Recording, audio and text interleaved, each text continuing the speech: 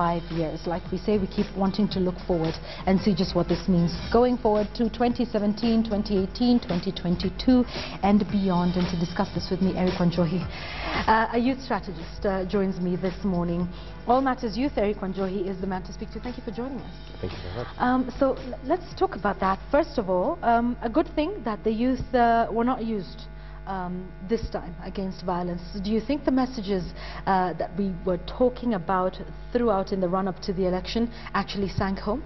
I'm very pleased to know that Kenyan youth have proven that we love peace. And enough is enough of the violence that had been happening throughout the election seasons. And yes, we did achieve a lot in terms of having a peaceful elections and also having the rule of law prevail, that if you have any election dispute, the way to settle it is through the court of law. So yes, it is good that we had a peaceful election. Okay, all right.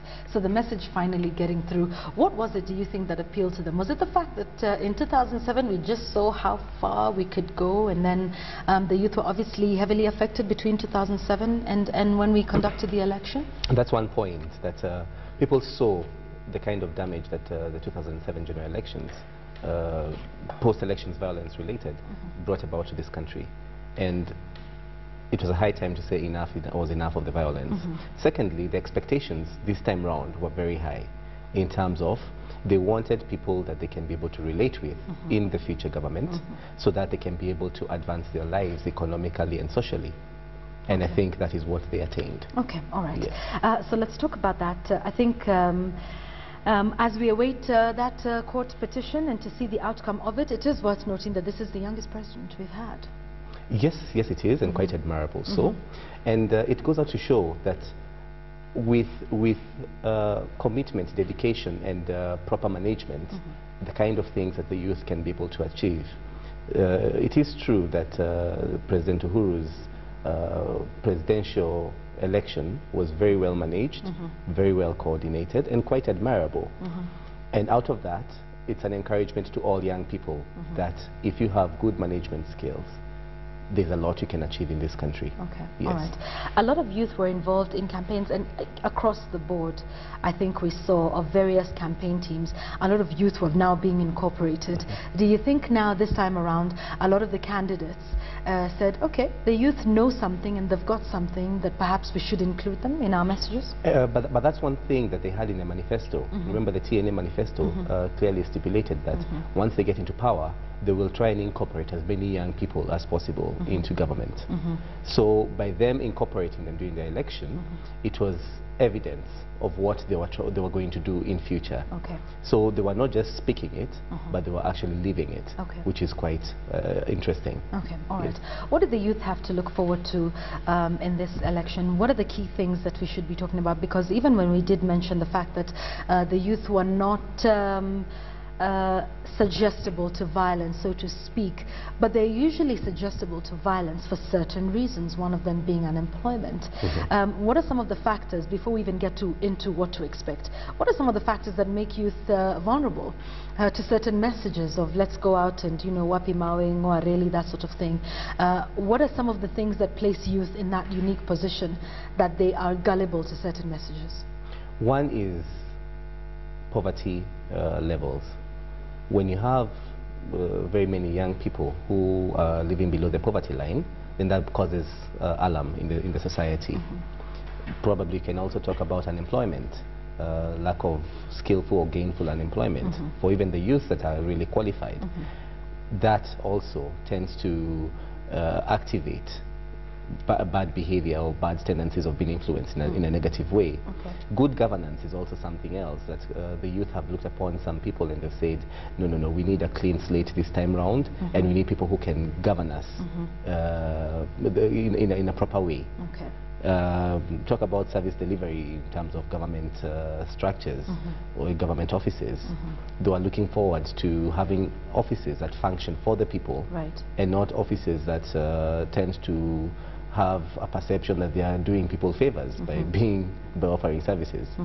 Okay. Yeah. And so, of course, those are some of the issues. And if those are sorted out, then do we then feel like we will get to a point where we no longer have to continue to push this message of peace down the youth's throats because they're too busy? If this is sorted out, will this help us with curbing violence from the youth? Yes, it will, because when the youth are economically empowered, that tends to give them more focus as to what they want to achieve in life. So they stop focusing on the 100, 200 shillings a day that they seek after, and they start focusing on skillful employment.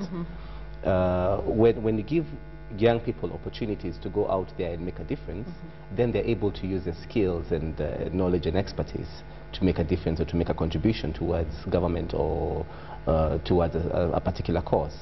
Okay. Yeah. All right.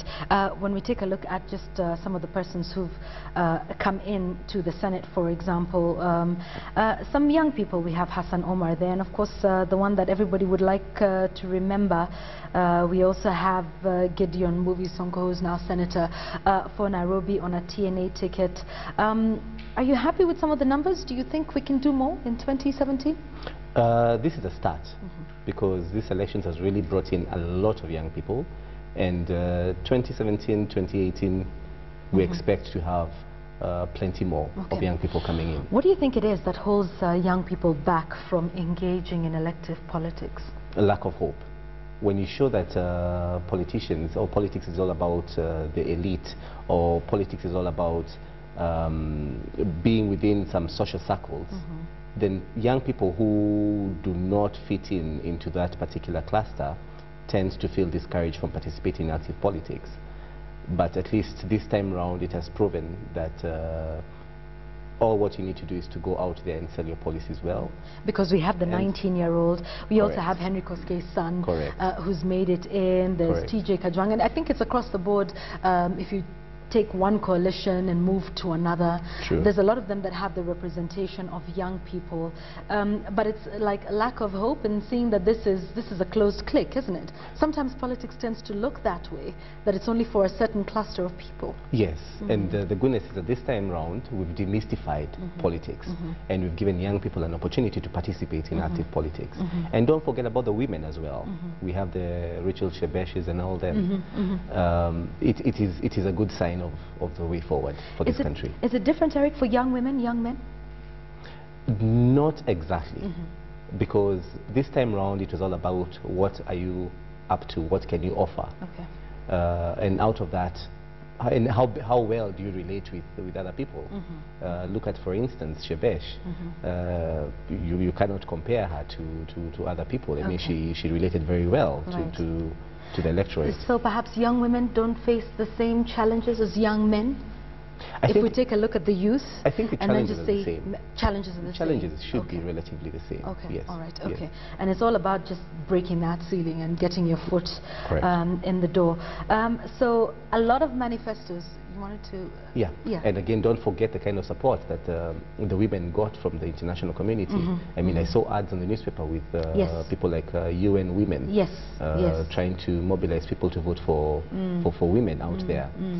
Which was a good indication of the commitment they have to advance the women, the woman agenda in their society.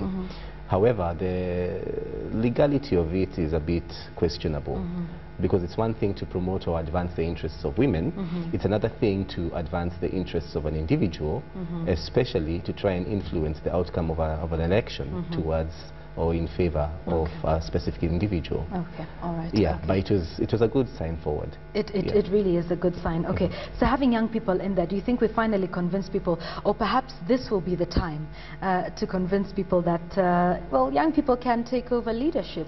If we'll just mention another young person whom we had on the show yesterday, Kipchumba Murkomen, a fairly young man, new to politics. But do you think then this is the test? When young people have to step up to the plate and say, this is what we can do. If we mess it up, what happens in 2017? Does everybody then look and say, you see, we told you so? I think history has proven that young people can do a lot in this country. If you're to look at, for instance, His Excellency President Kibaki, when he got into politics, he was actively very young. When you look at people like Musalia Mudavadi, when he got into politics, he was quite young. True. But they have proven that if given an opportunity, you can actually be groomed into positive leadership. Okay. Yes. All right. There's also the issue of being young in terms of age and young in terms of politics.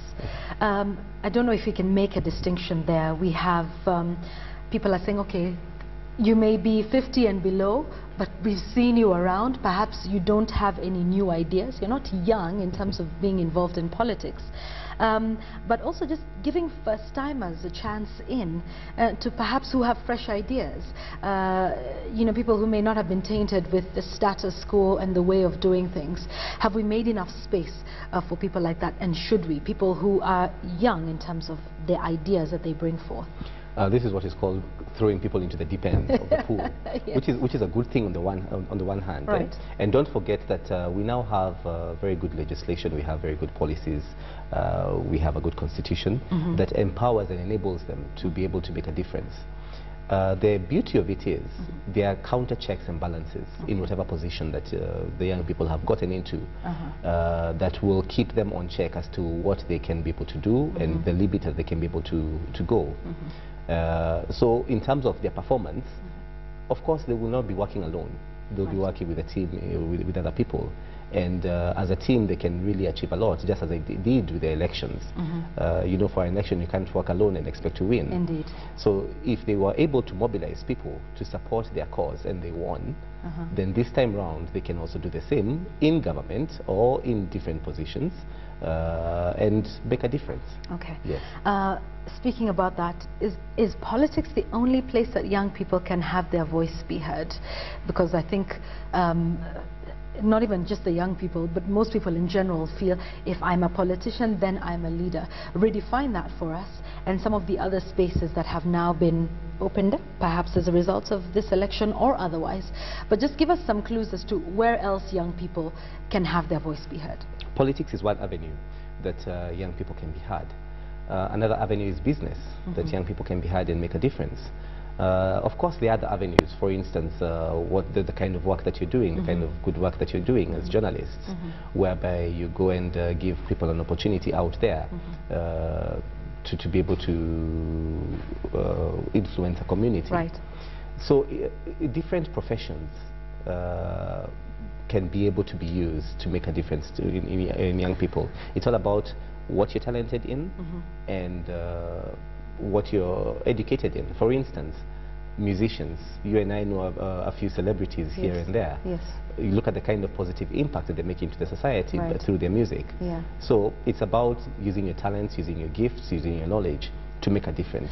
Do the youth get that, or is there this perception that of course they do. Yeah. Of course they do. They yes, get that. Yes, Okay. yes. And if you look at all these musicians that have come up and have been quite successful, it's a true indication that they do that. If you look at the business people who have come up and been successful, it's an indication that not only can they do it, but they are committed and dedicated to achieve good success. Does that environment out there, the business environment, the entertainment industry, is it viable enough for the youth to come out and be heard?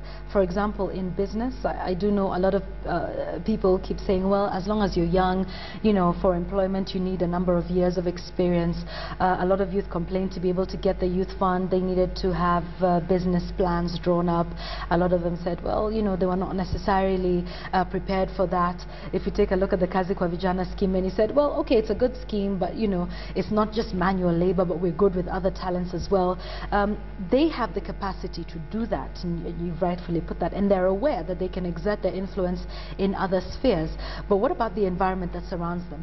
Is that viable for it? Does it encourage them to give the best that they can? That's the beauty with the TNA outfit. One of the points that they have in the manifesto is that they'll be bringing about ambassadors to have an annual conference with different governors of different counties, which is a plus. Because if young people can come together have good proposals and advance such proposals to their governors and work together with the governors, then the governors can also tap into such opportunities to try and encourage investment in the different counties. Okay. So it is true that we need to create a viable environment for young people to be able to use their gifts and talents to be able to succeed in life. But on the other side, it is true as well that the new government is purposed to do that. Okay. Yes. Let's talk about the way forward for that, and let's see. What now for the youth? What do they expect? The manifestos are out there, but we do know a manifesto is a promise during a campaign. Implementing that is another task that is ahead. Should this new government be sworn in, like we're hoping on the 26th, or not, you know, after that, but definitely the youth being a focal point of this particular administration as they had promised. What next? What do we hope to see? What would be the key things for you in the next 5 years that should happen for the youth? One is to get a clear minimum wage structure that we can use in our country. Probably even try and emulate what we have either in the UK or in the US, where we have a national minimum wage, and then each and every county can have its own minimum wage pegged on the national one. Right. That way we are able to tap into the skills that young people have, we are able to tap into the knowledge that young people have, and we're able to tap into the experience that they have. Okay. For instance, somebody has gone to school, has a PhD in a particular area, and they're unemployed. So what's the difference between them and somebody who is a Form 4 dropout or a Form 2 dropout? Okay. So we need to place value on education by showing people that once you get good education, the sky is the limit for you. And by so doing, we need to peg that on a kind of a minimum wage structure. Okay. We need to create jobs in this country. For instance, try and go back into what we'd call industrialization. Try and have an end-to-end production unit, either in agriculture or in any other sector. For instance, when you plant coffee, have a system whereby you can be able to plant coffee in the county, harvest the coffee, process the coffee, package it and sell it as a finished product. So we need to create such opportunities whereby investors can come into different counties, tap into the natural resources of that county, work with young people, and empower the people to make a difference. Okay. Indeed, some of those opportunities you're talking about creating. Your tweets continue to come in, and we will be showing them live on air in just a moment. But here are some, and this is very interesting to talk about. Otieno Odindo, thank you so much for tweeting in. You say, maybe for some, on my side, I've learned something very important. Tribalism is here to stay. We keep pretending it'll die. And then he goes on to say in another tweet, Otieno, he says, I don't think so. As a young man, a tribal seed is growing in me, and in a modern way. I hear young men say I will hate them for G. I assume that's for good or forever. Let's talk about tribalism for a moment there. And we keep saying that youth do not, you know, recognize tribe and that sort of thing, which is all well and good. But we did see a bit of some tribal coding that was happening on social media, which is believed to be flooded by the young people. What would you say to Otieno Odindo, who's now there saying a tribal seed is growing and in a modern way? Do you think, unfortunately, that tribalism may be seeping down to the young people? It may be, but it can be stopped. You remember when we were young, we used to go to school parades on Fridays, and that's in primary school, and we used to recite something called the loyalty pledge, pledging your loyalty, leave alone the president part, but concentrate on the nation part. It actually united us as a nation, and I don't remember actually ever thinking of somebody is of any other tribe, be it Kikuyu, Luo, Luya, Kisi, or any other tribe. I looked at people as one.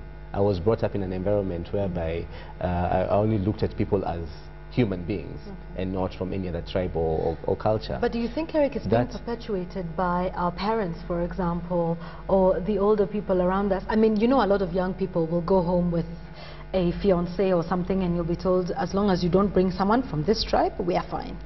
Do you think that perhaps that might be seeping in school. That's a phase that was brought in by politicians and can actually be phased out through good governance. If we can be able to start appreciating people for who they are and not for where they come from, then we can start looking at them as human beings and not as particular tribes or races. And in fact, if I was in the position of the current government, the first thing I'd do is to reach out to all other counties and all other regions that did not give them as much support as possible, to try and show them that to be able to succeed in life, it does not necessarily mean that you have to have your person there. But do you think that could be perpetuated by the fact that some regions will continue to remain ignored? And the young people are alive and aware to this fact. Young people who live in a certain part of this country say, well, we don't see equitable distribution of resources in our part. So the young people who come from that area and that community seem to be having it a lot easier than we are. Do you think some of these things that have happened and that if we don't check in the next 5 years could continue to now plant that seed? As I had said before, that if I was in the current government that is coming up, that is coming in, that would be my first outreach. But the beauty of it is that now it's not the head of state that decides which region shall be allocated what. Now that's a question of the senators to go in and lobby for their own interests of their own regions. So out of that, in terms of equitable distribution of resources, they should be able to, the senators should be able to make sure that each region gets an equitable share of resources, of government resources.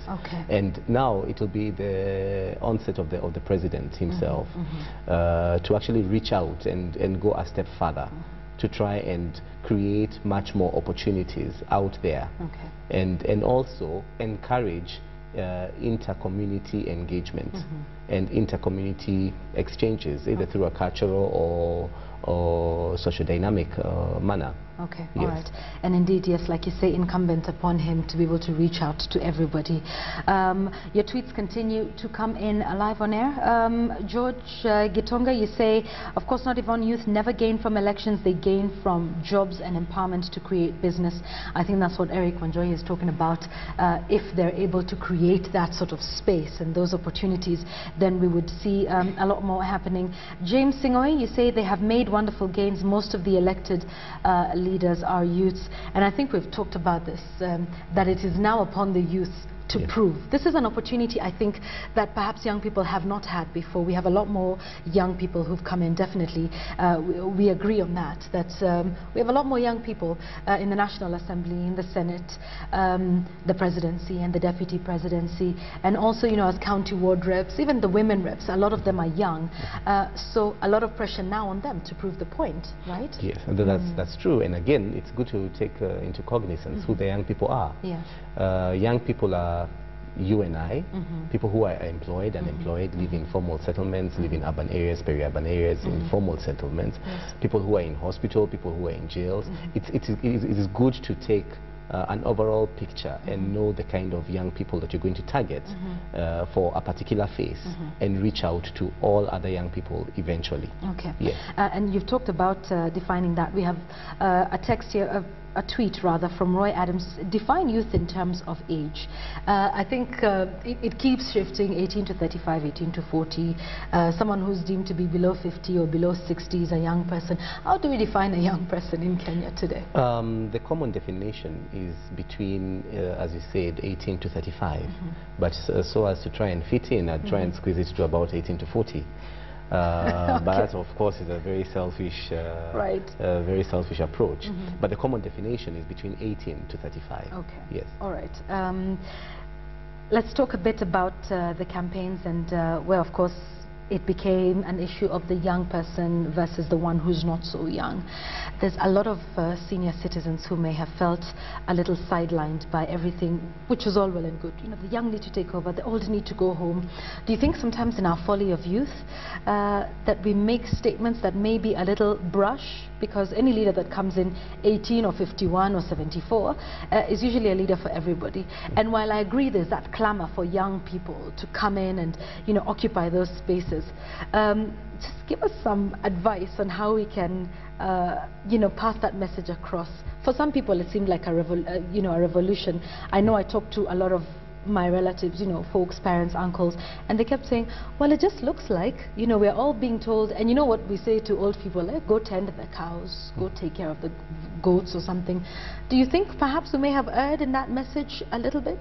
What actually happened, some of us have tried encouraging what you'd call now the leaders or the elders to try and groom young people into leadership because they cannot be in power forever.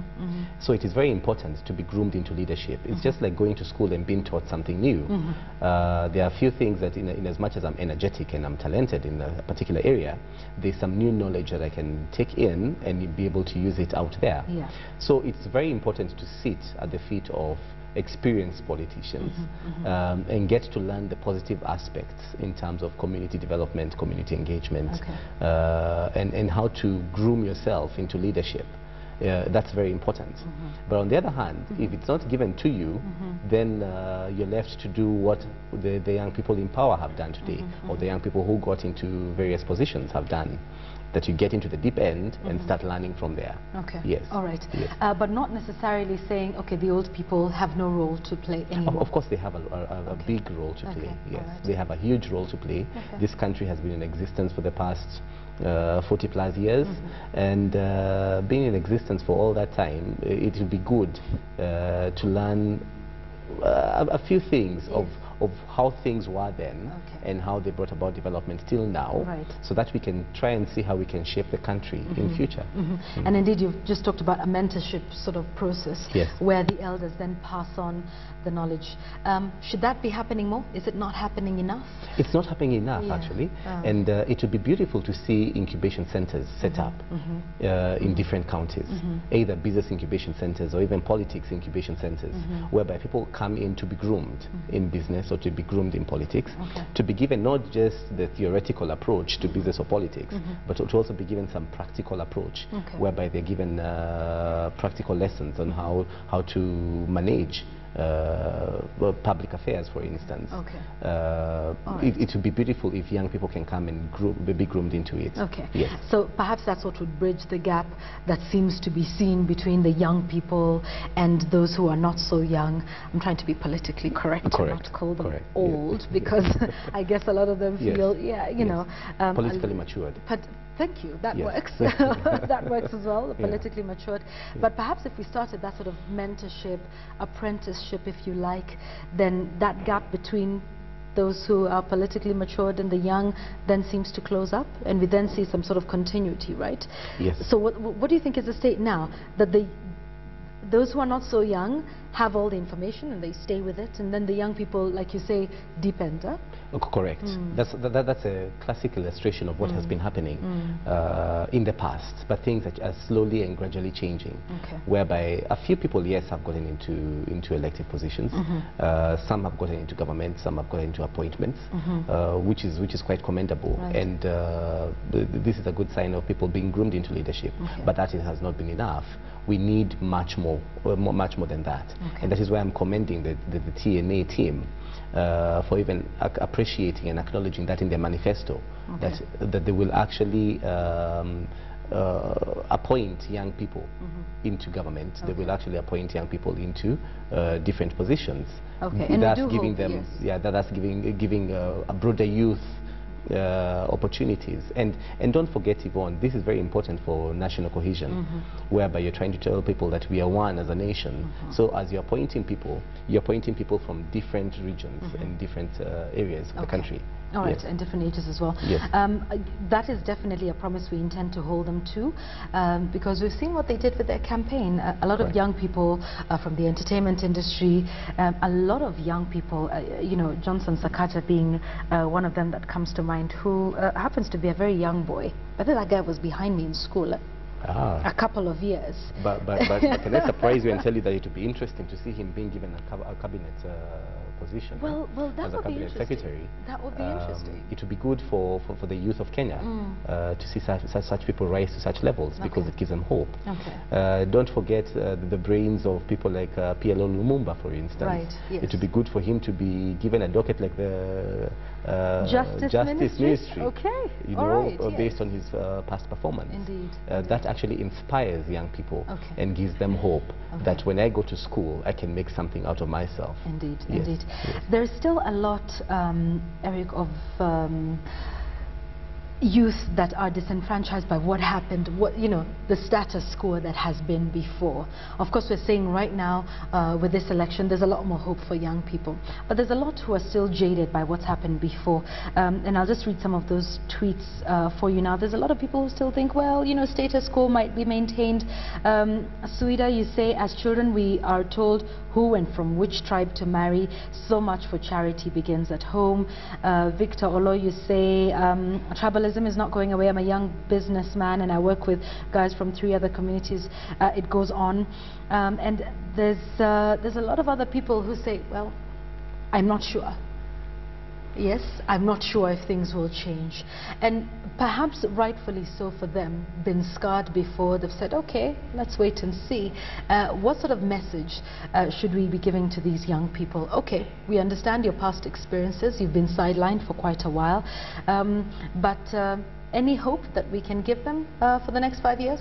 The first thing that we need to all realize is that if you're going to certainly deal with this issue of tribalism and eradicate it from our society, it has got to start with you and I. Eradicating tribalism from our mouths, from our tongues, and probably from our minds and our hearts. Simply because if I believe that tribalism shall never fade away, that affects my actions, my future actions. True. That I will also be part of the problem rather than being part of the solution. Absolutely. So the first thing that we need to do is to acknowledge that fine, the problem exists and we need to get rid of it. And how does it start? It starts with me. That if I am positive about it and I say, okay, fine, in as much as it exists, for me, who is in this capacity, I'll make a difference by trying to eradicate it and talking positively about this issue of tribalism, to try and eradicate it. Then it gives me that hope that I can reach out to somebody else, and so can other people do the same. Now, if we have a situation whereby half the youth of this country acknowledge that we need to get rid of tribalism and actually act towards it, then we're going to get rid of it. And I like that. That's an important point you make about what we believe. And it all starts up here, because the minute we believe that it cannot be done, then our actions start to manifest what our thoughts are. Correct. And I do agree with the point, that one of these guys has mentioned on Twitter, that charity does indeed begin at home, Sweden. But then knowing that, then can we make the decision to say, let's move forward? If I grew up in a home where I was being told, if you bring person X from so-and-so's community, we won't do that. But we now have that knowledge that I grew up in this sort of setting and I'm not going to let the same thing happen and perpetuate it. That's an important thing, that we recognize that this is how we were brought up. So therefore we can have the moment to change that now. Look at it this way. When Uhuru Kenyatta and William Ruto started off their campaigns, they were actually dismissed and they were told there is no way they can actually go anywhere, simply because of the kind of background that they had. In terms of the ICC. Right. And they were from two communities. And they were from that two communities that seem to, that were perceived to be rivals. Okay. But look at them now. They're actually into power. They've gained the popular will of the people. And that really goes to show us that it can be done. We can eradicate this whole issue of tribalism. We can eradicate poverty if we come together and work towards a common cause. Okay, yes. All right. Yes. So knowing that and acknowledging that is very important. Let's take a look at some of the other tweets that are coming in. Oscar Kemboy, thank you. You say, the more we think we know as youth, the harder it is for us to see any view but our own. Okay, so I sort of get the trend of what Oscar Kemboy is trying to say, that perhaps as the youth we tell ourselves we're educated, we're savvy, and he says we get to see no other view but our own. And perhaps it ties into what we had been talking about before, that sometimes in that push, okay, we've pushed for that space, but we said, now we're the ones who know what to do. We know it all. Do you think there's a danger of that happening? And just some word of advice, even as we move forward and we push for those spaces, which is a good thing, that young people need to say, we're here and we will be recognized. But do you think there's a danger of us just sort of looking in on ourselves and saying, we have the solutions, we're tech savvy, we're moving into the digital age, that was the analog, we know what to do, we know what we need, we know the challenges we face, you know, we. Of course, there's that argument that holds a lot of water. But let me tell you that most of the people who have succeeded because something extra has been brought into their lives by either an individual or an organization. If you're to look at like people like Sakaja, people that we know very well, this is a young man who has been groomed into leadership, and you can see the good job that he's doing till today. If young people can accept that, fine, we have the gifts, we have the talents in this, but we also need to get more knowledge in a particular area that others who are before us have already attained, then they can be able to combine that knowledge with their gifts and talents and be able to go an extra mile. If you're to look at, for instance, the justice docket, the first person who was the Minister of Justice, and I stand to be corrected, was Tom Mboya, and he was pretty young by that time. Look at the kind of contributions that he made to the country. And now if you're to put another young person there, for instance, if you're to put someone like PLO Lumumba in the justice docket, he would certainly be taking over from what the previous people have done, and he'd take that mantle and advance it further to try and show the difference that the young people can make in our society. So it is one thing to be gifted and to be talented. It's another thing to go out there and acquire the necessary experience. Indeed. PLO is an experienced man, and you can see the effort that he's made to try and harness his knowledge as well. So he combines his knowledge and the experience he has, and that's what us young people can do, to combine our knowledge and our gifts and talents together with the experience that we're going to attain. And I think S&D agrees with you on that. He says we should also change the mindsets. PhDs and degrees are incomparable to ideas. We need investors. And so you say it's a mix of both. Getting your ideas in, getting your knowledge in, getting your talent and your experience, and you put that together. So now we're talking about what the government needs to do and some of the things that they need to put in place, but we are getting into a new dispensation. The governors and senators are set to be sworn in next week. How do we as young people engage with this? Not necessarily those who are in leadership. A lot, of course, we've said is expected from all of these young people that we're seeing in office: Gideon Mbuvi Sonko, Kipchumba Murkomen, Hassan Omar, amongst very many others, including the 19-year-olds that we've got in Rift Valley. But when we take a look at that, for those of us who are not elected, what's the role that we have to play as ordinary youthful citizens in terms of engaging with that? Like you mentioned, right now, it's about your senator. It's about making sure that your senator goes up there and he fights here in the capital for the resources that will be coming to the county. Are young people educated enough in terms of the new systems of government that are coming in? Do they know how they're supposed to engage with that? No, they're not. Enough hasn't been done. Before the elections, before the 2013 elections, we were conducting civic education throughout the country, and I can tell you a lot more needs to be done. People still don't understand the role of the senator or the governor or the county reps. People still don't understand how they can be able to harness the resources of their counties. People still don't understand how they can be able to work together with the different appointees to or the different elected officials to be able to advance the county or to even be able to bring about their idea into realization. So a lot needs to be done in terms of civic education. But as a previous tweet that you've read, the person who had written the tweet said that it's a high time we started working with the current officials that we have, either elected or appointed. And that is what I was saying, that I admire the notion of calling ambassadors together and inviting them to a county, or even inviting governors and ambassadors together to come and discuss the issues pertaining to their counties. issues in terms of investment, what kind of investment that would be Yes. appreciated. Yes. And also the ambassadors, the Kenyan ambassadors out there also need to come and have a session with the various senators and, and the governors, so that as they go out there, they can know what kind of opportunities they should look out for, such that they can pull that investment back into different counties. Okay, Yes. all right. Okay, so I think it's also 50-50 when we take a look at the tweets that are coming in. A lot hopeful.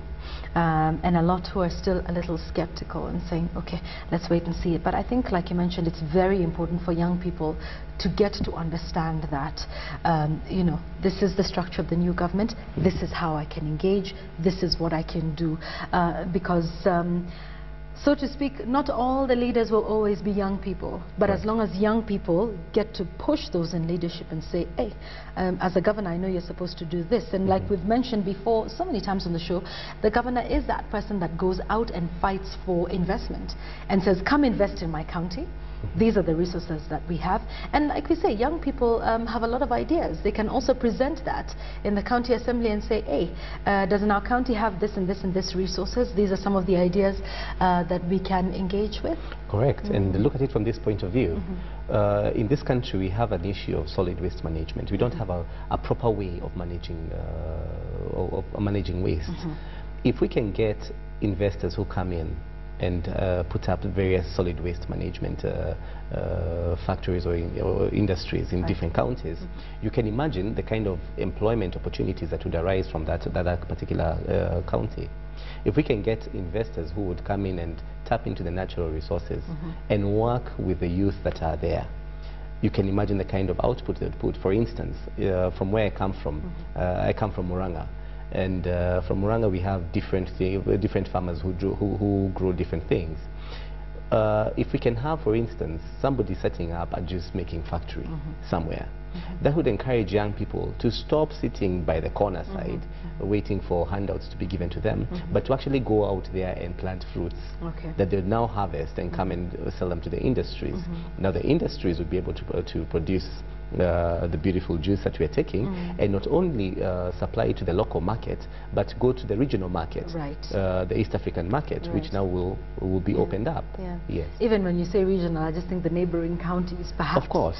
You know, might also be an opportunity. And even as you know, we're coming to the close of our discussion, but in terms of just the youth opening up their minds to certain opportunities, and I will give you an example. Perhaps, you know, youth thinking in a certain closed box, like you've mentioned, a lot of youth getting involved in farming.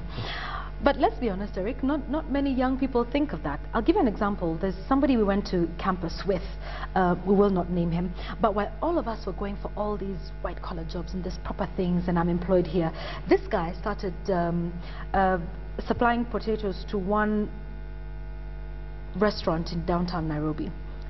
And all of his classmates mocked him and said, really? You have a degree in biochemistry. Was it biochemistry or plant technology? I mean, why would you be doing this, supplying potatoes? Eric, today, he supplies potatoes to a lot of those restaurants. He's done with his work by 12 in the afternoon. He can definitely go into other things, and he's making so much more money, but not really about the money, but he's doing work that satisfies him. Regardless of the fact that he's got a degree in science and he's a scientist, and if you actually told him to come and graft some plants, he probably would come up with a new variety of something. But do you think we sometimes close our minds to certain ideas? I mean, we go to school, perhaps it's conditioning, so many vijana, that sort of thing, but perhaps that's all we think about. I am going to campus, I am going to be this, I am going to be that, and that is the only thing I will think about. That's brilliant, actually, what that gentleman has done. And don't forget, there's one time I actually watched a documentary of a guy who had been given a juice blender as a gift. And all what he wanted was 100 shillings to go and fix up the juice blender. Right. And he really struggled because he came from a slum dwelling. And this guy finally got somebody who lent him the money, of course at a exuberant interest rate, to pay back after a month. Okay. And once he fixed this this juice blender, he started now getting fruits from people on credit, and he started making juice.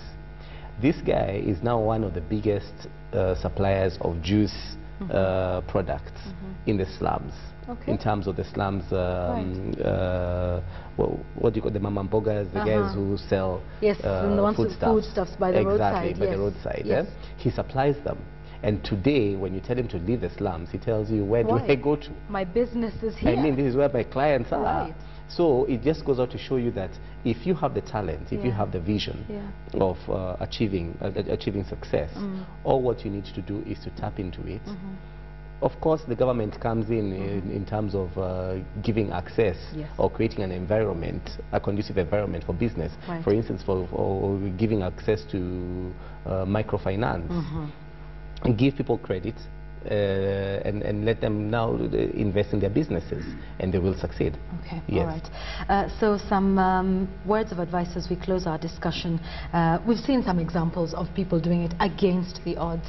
Now that we have a government that is seemingly promising, you know, the Kenyan youth that this is what it is, how do they then begin to engage with the government? Because I think there's also that complaint that the youth haven't really learned that engagement practice, engaging with corporates, engaging with the political class.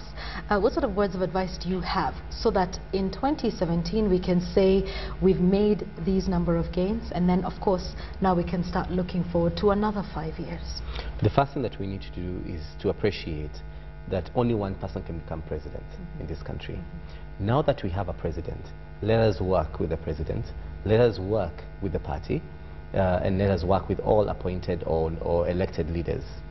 Once we do that, we'll now be able to come and advance our own ideas and our own proposals to the government or to the various leaders that we have, and try and push them to make a difference in terms of either create an enabling environment or attracting investment. Then in the national towards the national government, we also need proper legislation and proper policies, for instance, on issues pertaining to healthcare. If everybody in Kenya can be able to afford health insurance, that would be quite good and quite empowering for all Kenyans. Right. So we need to work with them to help them attain the goals and the vision that they have set forth.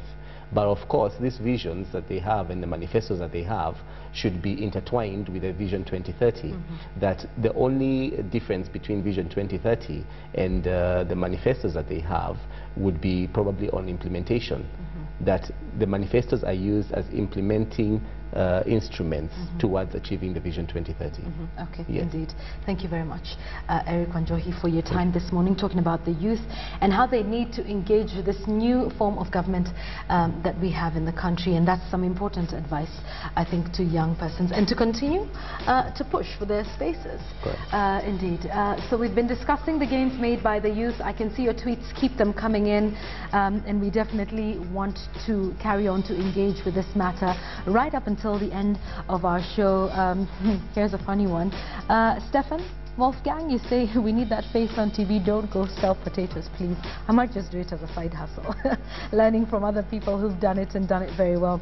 But, you know, aside from that, keep your tweets coming in.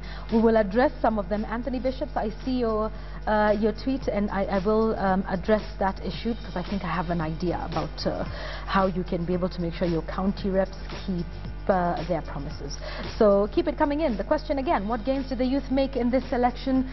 We will carry on with this discourse, continue thinking about it. Perhaps after our discussion, you know, you've had a change of heart. Did we gain? Did we not? If not, and if so, how do we continue to push for that? It wasn't just, okay, yes, we made gains, no, we didn't, but we're actually talking about the next 5 years and how to make that count for young people. So keep them coming in. We want to take another short break right now on KTN Sunrise Live. Back with more news.